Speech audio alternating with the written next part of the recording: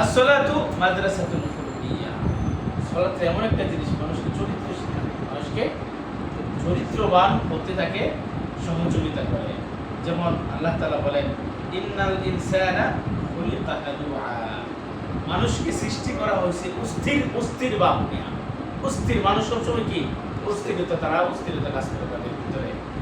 ইযা মাসাহু শাররু জাজুআ।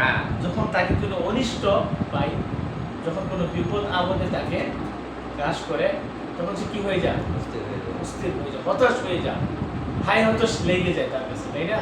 আমাদের মানুষের চরিত্রটা কি এরকম। ওয়াইদা মাসাল খায়রু মানুআ। আবার যখন তাকে কল্যাণ প্রাপ্ত হয়, তখন আবার কি হয়ে যায়? কৃপণ হয়ে যায়। তখন আবার কি হয়ে যায়? কৃপণ হয়ে যায়। ইল্লাল মুসাল্লিন। তবে তারা ব্যতীত কারা? যারা কি মুসল্লি, যারা কি মুসল্লি, যারা সালাত আদায়কারী, তারা ব্যতীত। তারা বিপদ আপদ আসলে কি করবে? আল্লাহ তাআলার উপর ধৈর্য ধরবে। আর যদি তারা কল্যাণ প্রাপ্ত হয়, তখন তারা কৃপণতা হবে না, তখনও তারা কি করবে?